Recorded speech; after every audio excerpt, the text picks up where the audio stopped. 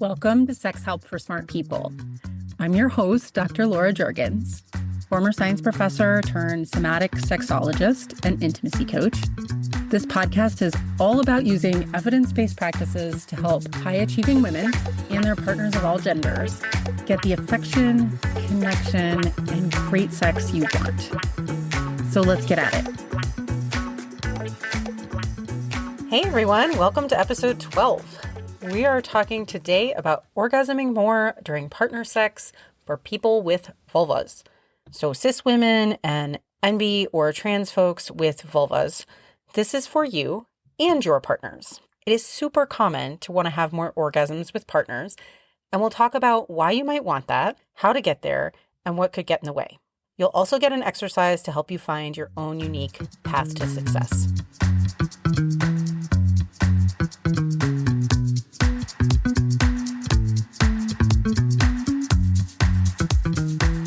Hey everyone, I hope you are having an awesome day. It is rainy here and kind of cozy, which feels good. I just got back from a festival where I taught the Becoming Shameless episode you got last week as a workshop to over 60 people, and it was just so magical and wonderful. I have so much wonderful feedback from it that it just really filled me up. So I'm feeling great. Today is the first in a multi-part series I'm calling So You Want to Orgasm Differently. We are going to dive in today to a common goal my female-bodied clients have, which is having more orgasms with partners. And the orgasm gap is real, y'all, and it's one of my missions to help close it. The orgasm gap is the fact that women overall have fewer orgasms than men. And the solution is really reclaiming our sexuality on our own terms. That's what my clients do. They do it with support and guidance, but I hope that's what you're also doing. And I just want to take a moment to say how proud I am of all my clients because they're doing so amazing at this. They are just changing their own worlds and lives by reclaiming their own erotic selves and their own sexuality, self-liberating. And it just really affects the lives of everyone around them too. Their children, whether daughters or sons, their partners, their friends and family, the random people they see in the world, by just being in their own power and through their own example of reclamation. So I just want to shout out to my clients that I love you so much. Okay, so today I'm going to talk a bit about the stuff in our way of orgasms with partners, and then why it's really important to uncover our own reasons for wanting more orgasms with partners. We'll talk a little bit about orgasm gap statistics that are helpful for interpreting what might be going on, and some of my top suggestions for how to increase your frequency of coming with a partner. We'll close as per usual with an exercise, and this one is going to help you clarify your own path forward. Alrighty, so we know from research overall, women have fewer orgasms than men, statistically speaking. And women are incredibly orgasmic. It's not that. More than 92% of us report orgasm with masturbation, and the majority of those that don't will get there at some point in their lives. So women are having orgasms when we're with ourselves, when we're self-pleasuring. But there's some serious shit stacked against us with our own. We just receive so much sexual repression, miseducation, toxic masculinity and assault, being generally stripped of autonomy and taught to people please, having our bodies criticized constantly and compared with each other our whole lives. All that shit is just really in our way. Then add on that most of us aren't using all the tools available to us and are often holding shame for how we do orgasm. Plus, people pleasing our partners rather than saying what we need in order to get off. And many of us are often not holding any standards for sex. And there is no shame in that. I did not used to hold standards really at all. I was somewhat infantilizing my male partners and assuming their fragile egos couldn't handle hearing my actual needs. And I think I see that all the time. It's actually really common. And those needs usually involve way more foreplay, more full arousal before any sort of insertion, lots of clitoral stimulation. And we're not holding those standards necessarily for sex. Many of us, anyway. Cheers to you if you are one of the people who do. My hat is off to you. Good job. But one thing I want to invite for all of us to do right now is just give ourselves permission to ask for what we need in bed. Whatever your gender, give yourself permission to ask for what you need in bed. Let yourself believe your partner can rise to the occasion. If they really truly cannot, I promise that it's better to know that than to live with just stuffing down your needs. So this brings me to a particular question I have for you, which is where you need to start. You need to start with this question if your goal is to have more orgasms with your partner. And that question is, where is that desire coming from? It is really important to know this. The desire to have more orgasms with partners is 100% valid. I absolutely want that for you. But you need to be on to yourself about whether it's coming from you or what you think or know your partner wants. And those could be totally different things. If you imagine it is from your partner, but they haven't said anything. So you think that it's your partner that wants you to have more orgasms, but they haven't actually said, I want you to have more orgasms. What this means is that you are trying to protect or validate their feelings by coming more often or avoid disappointing them. And it's really important to be on to that. It could be subconscious. It's okay. You can be a smart, capable, successful person and still have that unconscious patterning in there. But if it is there, it will really affect your experience and your success rate. If you need help cleaning that up, come see me. It's possible you can just hear this and get onto it and release it. But that's not super easy and not common really in my experience. So if you need help releasing it, just give me a holler. If your partner has actually complained to you or told you that you need to be more orgasmic in some way, then the pressure is external, and that is going to shut down 99% of people. Pressuring orgasm does not work. Orgasms are like beautiful wild birds. They do not respond well to being chased. Your partner needs to know this and deal with their own emotional issues so they aren't pressuring you.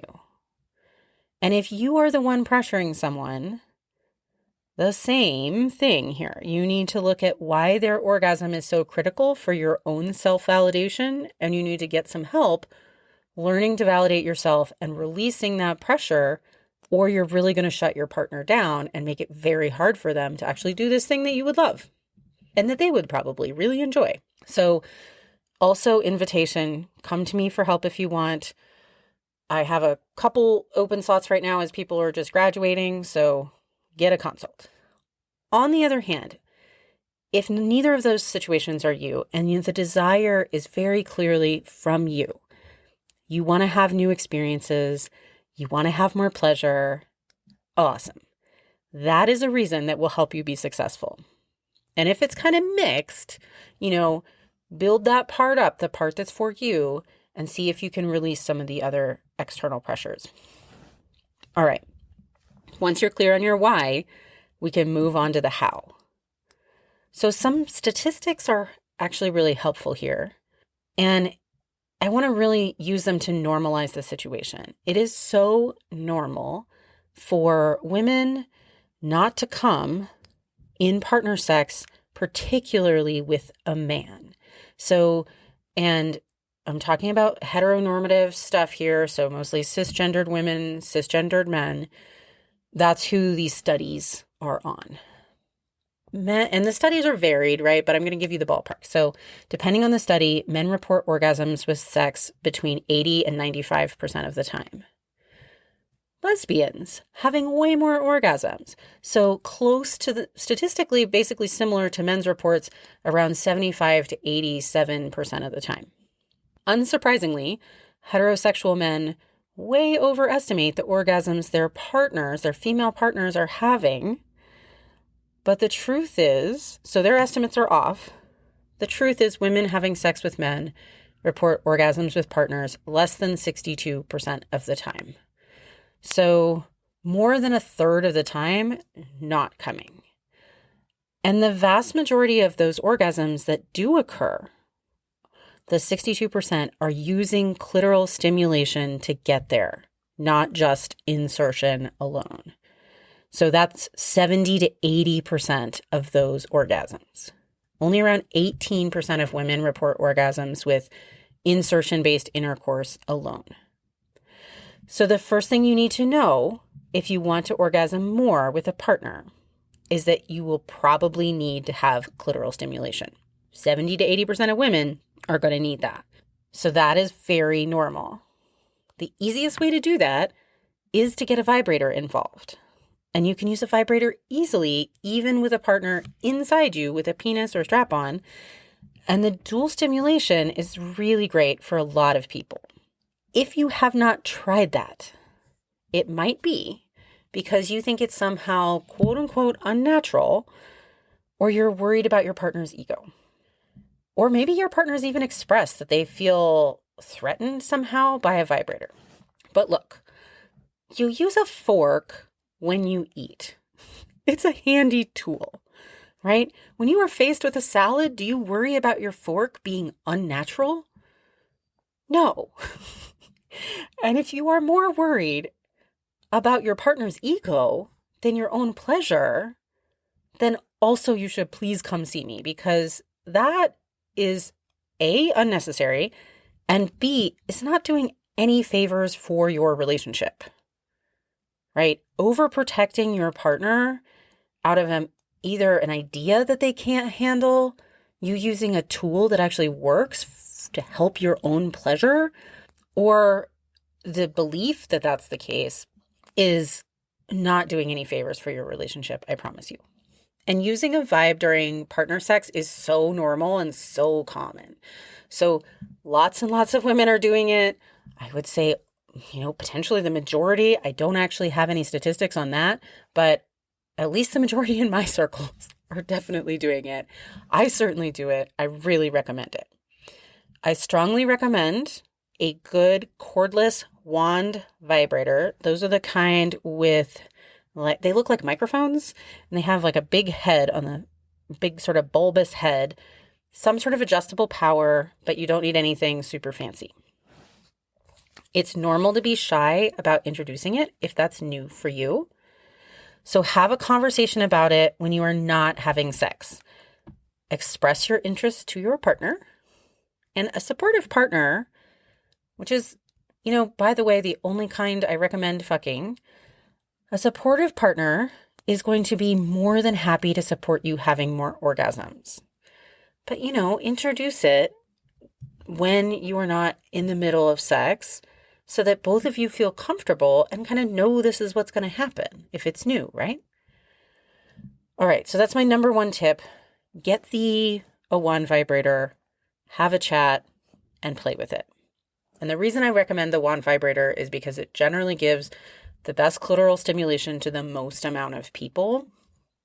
Those little bullet vibes can be really hard to navigate when you've got another partner going, and there's all kinds of stuff going on. And they don't tend to have as good a vibration for the majority of people. So I would also just say that the handle makes things a little bit easier. So I would try a wand vibrator first. And then if you need to branch out and try some other toys, sex toys are one of those things, they're very personal. So you might need to try some different ones.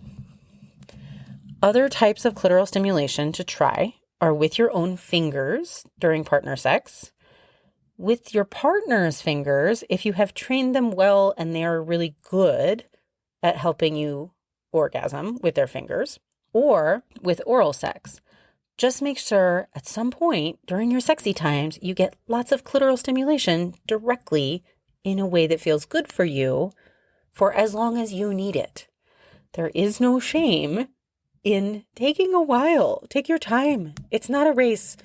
You are not in a movie where they need to finish filming this scene in 2.4 seconds.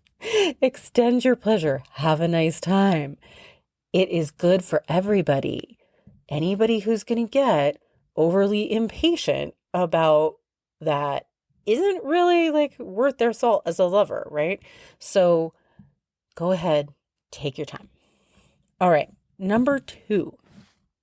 If you are someone who reliably orgasms from external clitoral stimulation, you are in the majority of people, and you can increase your capacity for other types of orgasms, like G-spot or cervical orgasms, or blended ones where the G-spot or cervical orgasm is also, there's also a clitoral orgasm, external clitoral stimulation at the same time.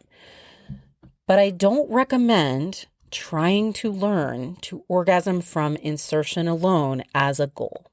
If it happens, awesome. And the more you get the cervix and the G-spot online, the more pleasure you'll have anyway. And I am going to cover how to go about all of that in an upcoming episode. But for today, I want to caution you not to put those kinds of internal orgasms on a pedestal. That started with Freud. Fuck him. And he had this idea that somehow insertion-based orgasms for women were more quote-unquote mature. I mean, what kind of patriarchal bullshit is that? Totally bullshit. Everything we know now is that orgasms are very much all clitoral in some way, shape, or form.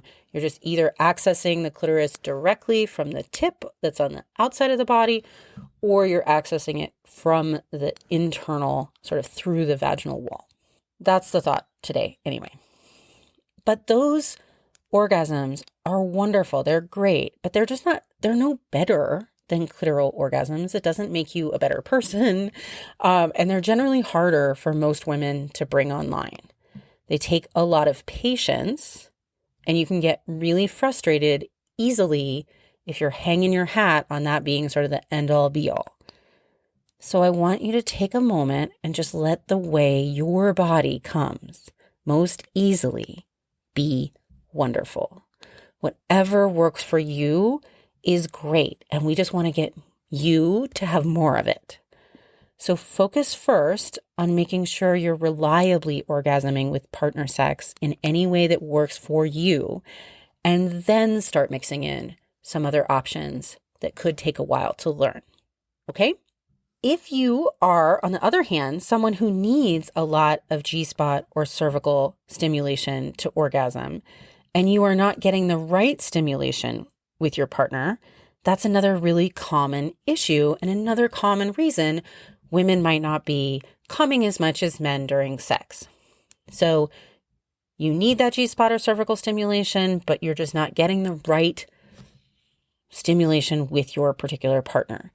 This is really common, most common with heterosexual women, again, because women having sex with women are usually using whatever toys work for their body, which is smart and what I recommend to all heterosexually partnered women too. So you may not be getting the stimulation you need because your partner doesn't. There's a few different reasons. Your partner might not stay hard long enough, and there's more on that for both of you in an upcoming episode soon, both around erection challenges and early ejaculation, or because his penis just isn't shaped the way you need it to reach your particular bits in the particular way you need them to be stimulated. And that's okay. There's no shame for your partner for having erections that come and go. That's so normal. For having early ejaculation, also totally common. Or for having a penis that just doesn't happen to be shaped in the way that it reaches your particular bits just the way you need them. All of that is totally okay. But you also need to ask for what you need and explain that there is, nothing wrong with his penis. We definitely don't want to shame anyone. And at the same time, this is just the way your body is and what you need to orgasm. So you'd like to use a toy that fits you right. And you can show him how to wield it to help finish you off. Okay, so let's just go back to the stats for a second, because I love that lesbians are having lots of orgasms. That makes me very happy. What can we learn there about how to apply it to women having sex with men? So what's different for lesbians? One big thing is that the sex is inherently focused on women's pleasure. There's less of a script, right, based on expectations and culture, because culture has largely ignored sapphic sex as if it's some sort of like, what do they do? What could they possibly do? I mean, it's offensive, but it's also kind of hilarious, because I can tell you there's plenty of things we can do. 3 things about lesbian sex that are also really important in my mind to why women having sex with women are coming more. So not only is it just focused on women's pleasure, but it's often a lot less rushed, and no one is sort of stopping the second one partner comes, which is often what happens when a man comes in heterosex. The sex just is over. That's it. We're done. That's not necessary. We don't have to stop. And we don't have to roll over and go to sleep. We can continue to pay attention to the female partner. So in lesbian sex, no one is stopping the second one partner comes, typically, unless everybody feels like it, often after multiple orgasms. The second thing is, it's often based on turn taking. So the giver gets to really focus on giving, and the receiver gets to really focus on their experience of receiving. So none of this like Hollywood shit of everyone thinking they're supposed to, come together all at once magically, which is not usually the way anything happens. Separating giving and receiving is really great for women. In my experience, it helps us be fully in the moment, in our own bodies, and less in our heads when there's not so much stuff going on. It's also really good for neurodivergent people to have one role, right? So if that's you, remember this. But I strongly recommend for everybody taking turns in hetero couples too. Oral sex is a great example. If you're trying to 69, what a shit show. It is just hard to feel sensations when you're trying to pleasure someone else. And it can be fun for a couple minutes just to throw in as part of like a play session if you want. But to really feel into oral sex, I strongly recommend only having one person receive at once. So the third thing that lesbians are doing really well is they are using toys well. They are using the right tools for each other's bodies. So whatever toy works best that fits with your particular body, rather than trying to rely on what equipment their partner comes with out of the box. So if you need a hook on that dildo, using a hook G-spot toy. If you need a longer or a girthier cock, using a toy that is longer or wider. Definitely using vibes and other toys regularly. The synopsis of my tips for people with vulvas and clitorises to have more orgasms with your partner. 1, there's 4. 1, get lots of clitoral stimulation going, and I recommend a wand vibrator and or using insertion toys that fit your body's particular needs. Number 2, slow down and ensure loads of foreplay and full arousal. Number 3, keep going until everyone feels fully pleasured, orgasm or not, right? Until everyone actually wants to be done and not leaving somebody sort of hanging, right? Disappointed.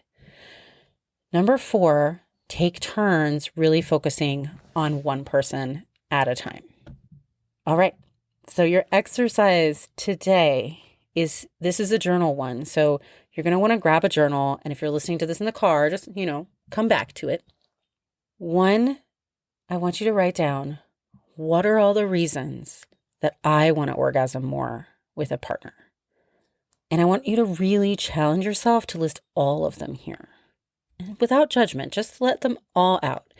And just notice if any of them are external, where you feel like you need to orgasm more for another person's happiness.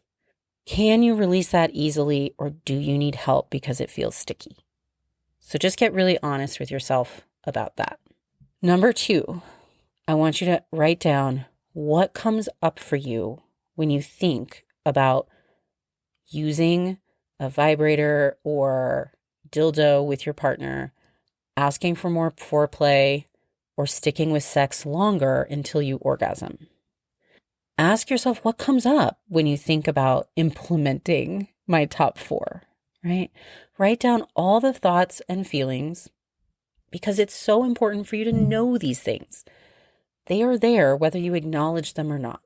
So just get them out of your head and onto a piece of paper so that you can see what you're working with, okay? All right. If you need help, I strongly suggest taking action to get it, because this stuff doesn't just go away on its own, but you can absolutely work through it with help. I have had so many successful clients, and some of them have just graduated. So you have an opportunity to come on in, get a consult. They are free. If you're ready to be done with stress or anxiety around orgasming with a partner or any of this internalized pressure that you get, fears, right?